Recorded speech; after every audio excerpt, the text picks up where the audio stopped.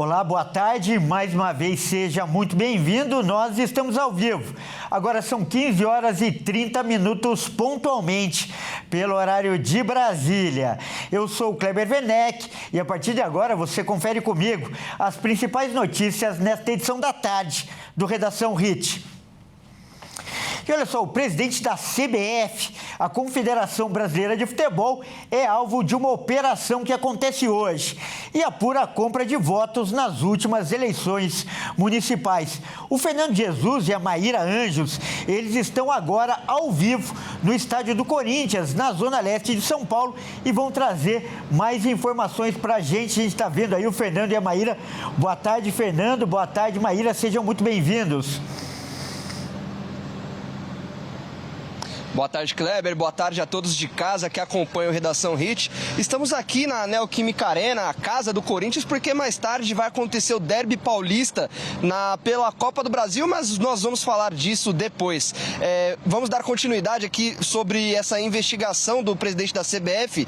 Isso porque a sede da CBF lá no Rio de Janeiro amanheceu bem agitada, não é, Maíra? Pois é, Fernando. Boa tarde, Kleber. Boa tarde a todos que nos assistem.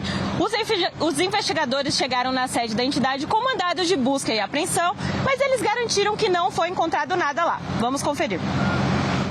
Samir Chaude, presidente da Confederação Brasileira de Futebol, a CBF, foi alvo de um mandado de busca e apreensão nesta quarta-feira, em meio a uma investigação sobre possível compra de votos nas eleições municipais em Roraima em 2024. Agentes da Polícia Federal cumpriram o mandado na casa de Samir Chaude e também na sede da CBF no Rio de Janeiro. As ações fazem parte da Operação Caixa Preta, que investiga a suspeita da prática de crimes eleitorais. A CBF confirmou que recebeu agentes da Polícia Federal em sua sede entre 6h24 e 6h52 desta quarta-feira, em um desdobramento de investigação determinada pela Justiça Eleitoral de Roraima. As investigações sobre a possível compra de votos começaram após o empresário Renildo Lima ser preso em setembro de 2024 com R$500 mil, com parte desse valor sendo encontrado na cueca dele. Ele é marido da deputada federal Helena Dazatur, do MDB de Roraima, que, por sua vez, faz parte do mesmo grupo político de Samir Chaude. Por isso, o presidente foi inserido na investigação.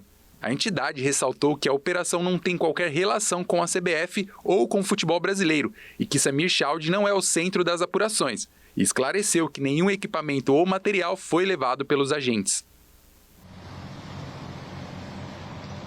É isso, Kleber. Vamos acompanhar esse caso para trazer as notícias. É com você no estúdio. Legal, e daqui a pouco a gente volta então com mais informações desse grande clássico que acontece hoje em São Paulo pela Copa do Brasil. Vamos mudar de assunto agora para falar que a deputada federal Carla Zambelli foi presa ontem na Itália e ela estava foragida há cerca de 2 meses. Zambelli deixou o Brasil depois de ter sido condenada pelo STF a 10 anos de prisão. Vamos ver agora o que pode acontecer com a deputada. Condenada por invadir o sistema eletrônico do Conselho Nacional de Justiça Brasileiro e ter alterado documentos, Zambelli foi presa em um condomínio em Roma, no bairro Aurélio. A deputada era considerada foragida desde o início de junho. Ela deixou o Brasil em maio, passou pelos Estados Unidos e se mudou para a Itália. A parlamentar tem cidadania italiana. Segundo a Polícia Federal, após ser presa, ela foi levada para uma delegacia da polícia italiana. A autoridade judiciária vai decidir o destino de Zambelli em até 48 horas. Pode ser prisão domiciliar, soltura ou encaminhamento para processo de extradição. Como ela tem cidadania italiana, o país pode decidir não enviá-la de volta ao Brasil. Mas, se um pedido de extradição do Brasil for autorizado, o caso passa a tramitar oficialmente na Justiça italiana. A palavra final cabe ao Ministério da Justiça da Itália. O processo pode ser lento e pode levar anos, de acordo com estimativas de autoridades brasileiras. Se o governo italiano aprovar a extradição, Zambelli será devolvida ao Brasil para cumprir a pena de 10 anos, determinada pelo Supremo Tribunal Federal. Zambelli pode ainda ser julgada na Itália. Nesse cenário, ela pode ser presa ou ficar solta no país, após processo que analisaria a condenação no Brasil. Após ser presa, Zambelli afirmou que quer ser julgada pela justiça italiana e disse que vai provar sua inocência. Segundo a deputada, a condenação foi baseada no depoimento do hacker Walter Delgatti, a quem chamou de mentiroso. O governo americano anunciou agora há pouco a aplicação da lei Magnitsky contra o ministro do Supremo Tribunal Federal, Alexandre de Moraes. Vamos entender um pouco mais sobre essa decisão. O governo de Donald Trump, nos Estados Unidos, sancionou hoje o ministro do STF, Alexandre de Moraes, com a lei Magnitsky, utilizada para punir estrangeiros. A lei Magnitsky Global de 2016 é uma legislação que autoriza o presidente dos Estados Unidos a impor sanções unilaterais contra pessoas estrangeiras acusadas de violações graves de direitos humanos ou de envolvimento em atos significativos de corrupção. Com a decisão, o ministro do Supremo Tribunal Federal não só será impedido de entrar em solo norte-americano, como também sofrerá diversas sanções econômicas. O governo americano apontou que todos os eventuais bens de Alexandre de Moraes nos Estados Unidos estão bloqueados, assim como qualquer empresa que esteja ligada a ele. O ministro também não pode realizar transações com cidadãos e empresas dos Estados Unidos usando cartões de créditos de bandeira americana, por exemplo. Com certeza esse é o assunto do dia, e para falar sobre isso e outros temas também que envolvem o STF, o Supremo Tribunal Federal, nós vamos conversar agora com um especialista. O nosso convidado é o Dr. Jeffrey Cicchini, ele que é advogado de defesa de Felipe Martins, ex-assessor de assuntos internacionais de Bolsonaro. Boa tarde, doutor, seja muito bem-vindo, grande prazer recebê-lo aqui no nosso jornal. Boa tarde, eu que agradeço o convite, prazer imenso estar aqui, essa audiência qualificada. Obrigado mais uma vez e parabéns pelo trabalho brilhante que vocês vêm realizando.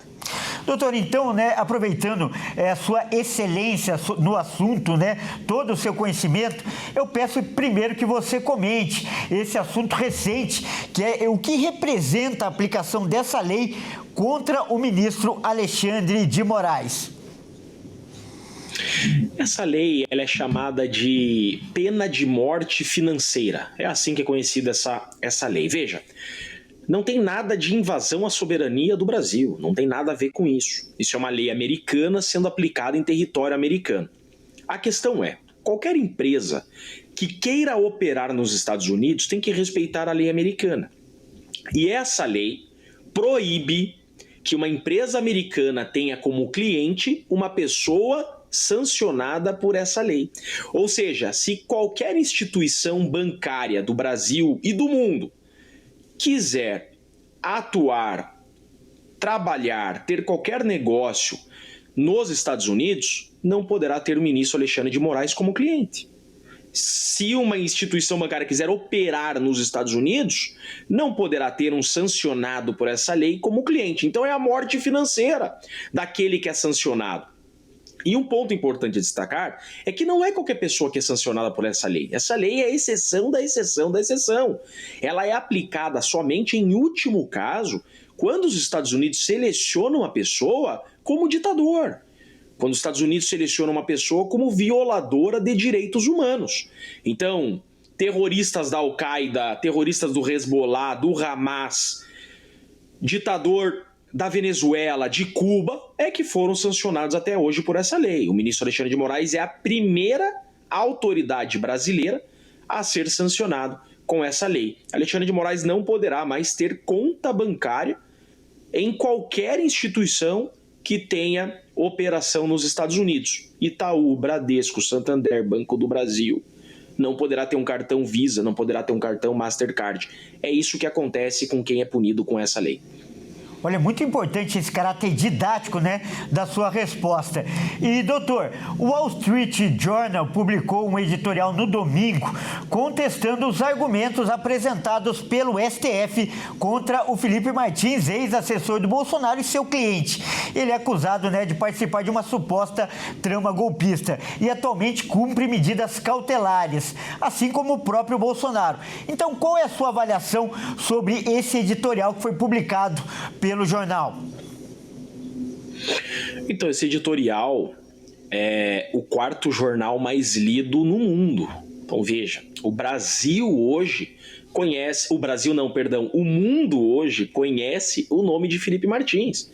O mundo hoje sabe que Felipe Martins é um preso político e que foi preso a ser torturado para que fosse um delator contra Bolsonaro.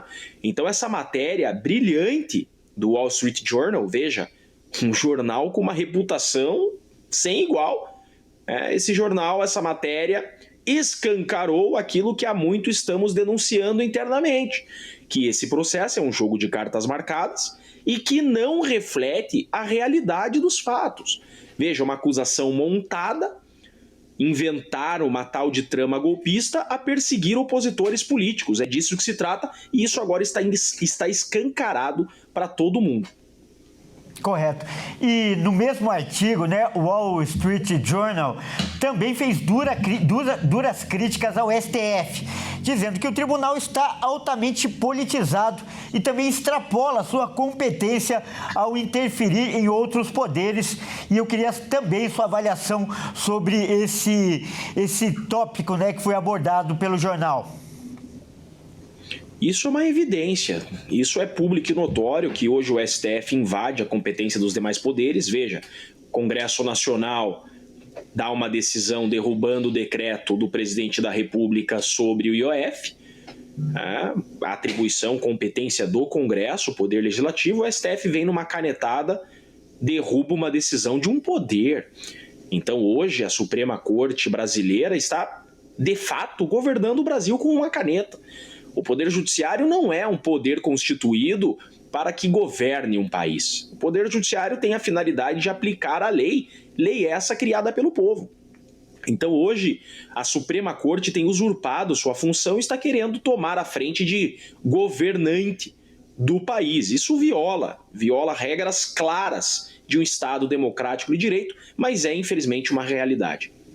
E como você falou, né, a atuação do ministro Alexandre de Moraes, voltando a falar sobre o ministro, tem sido cercada por polêmicas.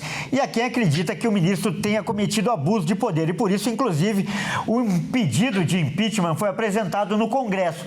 Qual a sua avaliação e a possibilidade desse pedido ir adiante? Há articulação, clima político para isso? Eu acho que ganhou muito corpo agora, eventual impeachment do ministro Alexandre de Moraes. Eu acho que tem que ser a meta primeira do Congresso Nacional. É impossível, é inviável o ministro Alexandre de Moraes continuar como ministro da Suprema Corte brasileira. Chegou ao último estágio, inviável. A Dilma foi impeachmentada por muito menos. Veja que o Alexandre de Moraes é a primeira autoridade brasileira, primeiro-ministro brasileiro a ser sancionado com uma das leis mais graves que existem nos Estados Unidos. Então, eu acho que agora é mais do que necessário que esse processo de impeachment seja instaurado pelo Senado para ontem. E ainda aproveitando, né, todo o seu conhecimento jurídico, o que deve acontecer a partir de agora com a deputada Carla Zambelli, que a gente viu na outra reportagem aí, foi presa e há várias possibilidades para ela a partir de agora. No seu entendimento, com a sua experiência, o que você projeta para esse caso? Então, esse caso, a Zambelli tem a especialidade agora de ser conduzido na Itália. Eu não tenho conhecimento da legislação italiana. O que eu sei, o que eu tenho visto, pesquisado de forma superficial, é que ela se entregou, então ela não foi presa, ela se entregou, mas agora eu não sei como exatamente a legislação italiana vai tratá-la, se vai extraditá-la, porque ela é italiana, então é uma situação bastante conflituosa. Do que vemos de casos análogos é que a Itália possivelmente irá extraditá-la para o Brasil, e aí então a lei brasileira será aplicada. Eu acredito que pode acontecer nos próximos dias a extradição da Zambelli, infelizmente, uma presa política, pode ser extraditada para o Brasil. Eu vejo esse caso como uma grande derrota da democracia, ela é gritantemente uma presa política. Veja, a Europa que dá asilo a terroristas xiitas, caça a Zambelli e entrega ela de mão beijada, ela que é uma presa política, a tirania brasileira. Eu vejo isso como uma grande derrota e uma baita inversão de valores da Europa. Não vejo isso com bons olhos. Zambelli é uma presa política perseguida por um regime ditatorial. Correto? Nós acabamos de conversar com o Dr. Jeffrey Cicchini, ele que é advogado. Doutor, muito obrigado pela sua participação, um grande prazer recebê-lo aqui no nosso jornal. Eu que agradeço, um grande abraço e parabéns pelo trabalho mais uma vez. Até mais. Bom, vamos mudar de assunto agora e fazer aquele nosso giro pelo país com os nossos repórteres. Vamos saber o que é notícia nesta quarta-feira. E olha só, olha esse alerta. Uma falsa biomédica está sendo investigada pela polícia de Santa Catarina. Pelo menos 4 mulheres que realizaram procedimentos estéticos com ela ficaram com o rosto deformado. Quem traz as informações agora é a Michele Veiga. E olha como é importante, né, a gente verificar com quem a gente está lidando e entregando a nossa saúde. Pelo menos 4 mulheres já registraram boletins de ocorrência contra uma falsa biomédica que está atuando na cidade de São José, na Grande Florianópolis. Pelo menos 4 vítimas, né, como eu disse, já relataram que houve aí problemas em procedimentos estéticos realizados por essa biomédica. Se dizia, ela acumula mais de 10 mil seguidores no Instagram, fala bastante, principalmente de ser especialista em preenchimento labial, mas de acordo com o Conselho Regional de Biomedicina, ela não tem registro e nem poderia estar atuando nessa situação. Essas mulheres apresentaram inchaços, dormência e até mesmo sangramento nos locais onde esses químicos foram aplicados para melhoramento da beleza, enfim.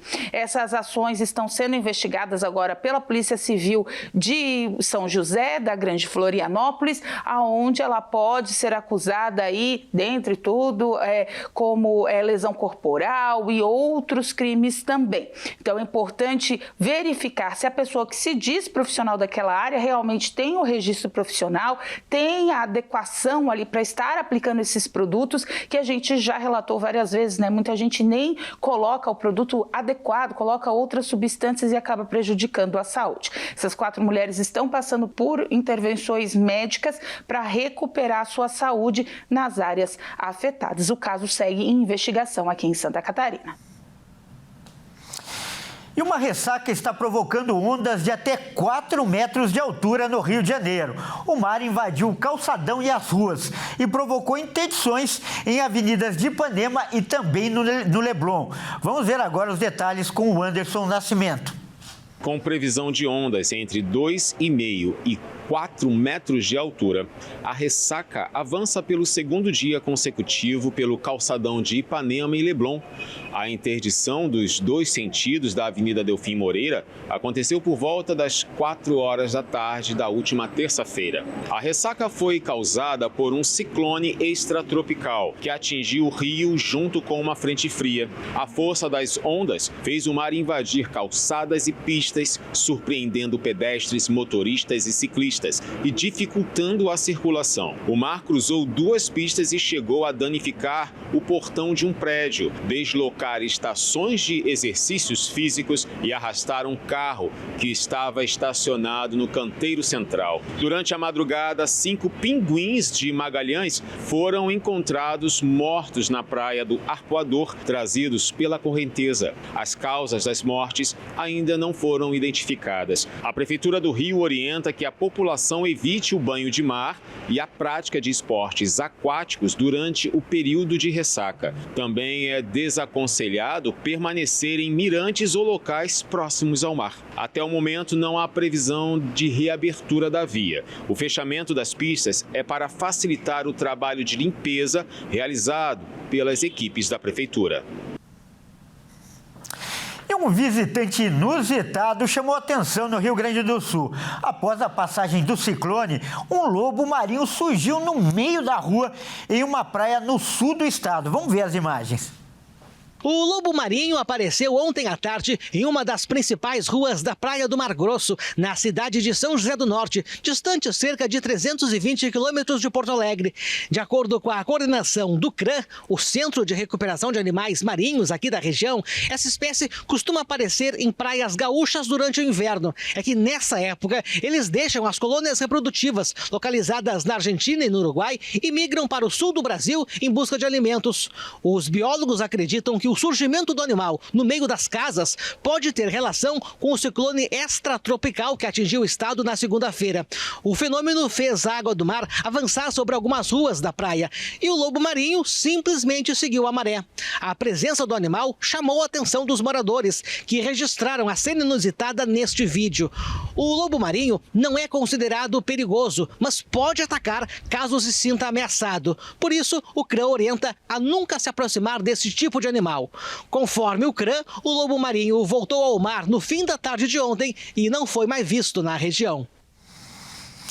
Tá aí então as informações do Guilherme Souza, lá do Rio Grande do Sul. Vamos continuar nosso giro e falar que os morangos do amor, famosos agora, viraram uma febre em todo o país, todo mundo já sabe disso. E segundo dados da plataforma de entregas iFood, a procura pelo produto, pelo doce, teve uma alta de 2.300%. Quem traz os detalhes agora em números é o Alexandre Cardoso. Os pedidos pelo morango do amor, o doce mais viral do momento, explodiram nas plataformas de entrega. No mês passado, o iFood registrou cerca de 11 mil pedidos, número que saltou para 257 mil em menos de um mês. Isso representa um aumento de 2.300% de junho para julho deste ano, segundo o levantamento. O morango do amor é feito com morango fresco envolvido por brigadeiro branco e coberto por caramelo vermelho. E somente neste mês de julho foram entregues mais de 524 mil unidades do doce. A crescente do sucesso do pedido pelo doce vem desde maio, quando houve um crescimento de cerca de 650%. A viralização do doce fez com que mais estabelecimentos colocassem o produto no cardápio. Em junho, 830 lojas atenderam pelo menos um pedido da sobremesa. Neste mês de julho, este número saltou para mais de 10.300 lojas. Na capital paulista, o doce é vendido entre R$20 a R$30 a unidade e em poucos dias já pode ser encontrado em qualquer confeitaria física ou online. Apesar da alta demanda do doce ser bem recente, tem quem ensine a fazer o doce há mais de um ano, mesmo sem saber ao certo qual é a origem da receita. O boom nas pesquisas do Google começou por volta da segunda semana deste mês. A busca é impulsionada por dúvidas como fazer a calda do morango do amor e morango do amor perto de mim. Bom, vamos mudar de assunto e voltar a falar de esportes, né? Vamos falar com a Maíra Anjos e o Fernando Jesus. Eles estão lá no estádio do Corinthians, já que hoje acontece o grande clássico pela Copa do Brasil. Aliás, a primeira vez que esses dois times se enfrentam em um mata-mata na Copa do Brasil. Tem mais informações pra gente, por favor, aí, Fernando, por favor, Maíra. Com certeza, Kleber. O Corinthians vai enfrentar o Palmeiras aqui na Neoquímica Arena, a sua casa, às 21h30. Inclusive, é um dos clássicos mais equilibrados, não é, Maíra? Exatamente, Fernando. Agora vamos dar uma olhada como é a porcentagem dos dois times, como os mandantes e como visitantes. O Flamengo vem fazendo uma das janelas de transferências mais poderosas da sua história. Com nomes como Carrascal, Emerson Real, Saul Niguez, Jorginho e Samuel Lino, o Flamengo vai desembolsar mais de 276 milhões de reais. De acordo com o Transfer Market, o Mengão é o 34º time que mais gastou neste ano e supera o investimento feito por algum dos clubes mais poderosos do planeta para a temporada 2025-26. Veja a lista de quem o rubro-negro já superou. Abrindo a lista, temos o Milan da Itália, que até agora gastou 257 milhões de reais. Logo após, veio o Al Nassr, time do Cristiano Ronaldo na Arábia, que até agora desembolsou 205 milhões de reais. Ainda na Arábia, o Al Hilal, que chegou até a semifinal da Copa do Mundo de Clubes, gastou até o momento 166 milhões de reais. Outra equipe poderosa que o Flamengo superou foi o Barcelona. Os espanhóis desembolsaram 161 milhões de reais até agora. E fechando a lista, o Paris Saint-Germain. O atual campeão da Champions e vice-campeão do Mundial ainda não foi em busca de se reforçar e não gastou nada. Mesmo com alto investimento, o Flamengo ainda está com saldo positivo na balança comercial desta edição do mercado da bola. Ou seja, arrecadou mais com venda de jogadores do que gastou com a chegada dos reforços. Olha, a gente acabou de ver uma matéria sobre o Flamengo, que vem gastando bastante, investindo muito em reforços para o restante da temporada. Inclusive gastou aí um caminhão de dinheiro e inclusive gastou mais do que grandes times da Europa. Pois é, Fernando, o Flamengo gastou mais que o campeão da Champions, o PSG, e até dos times grandes da Arábia, que são conhecidos por gastarem muito alto em contratações. E agora vamos ver aí a matéria do Corinthians e Palmeiras, que acontece nessa quarta-feira. Corinthians e Palmeiras se encontram na Copa do Brasil como confronto com o resultado mais imprevisível. Apesar da crise corintiana e dos palmeirenses estarem vivos em todas as competições, o retrospecto entre as equipes este ano mostra uma vitória para cada lado e 2 empates. Faz 10 anos que este clássico nacional voltou a ser disputado cada um em seu estádio. E nestes 10 anos de confrontos em casas próprias, o derby se mostrou o único clássico paulista com equilíbrio entre mandante e visitante. A partida de hoje será a 22ª em Itaquera. Confira agora o retrospecto de cada um como mandante e visitante. Na Neoquímica Arena foram 21 jogos. São 8 vitórias corintianas, 6 palmeirenses e 7 empates. O visitante ganhou 28% das vezes.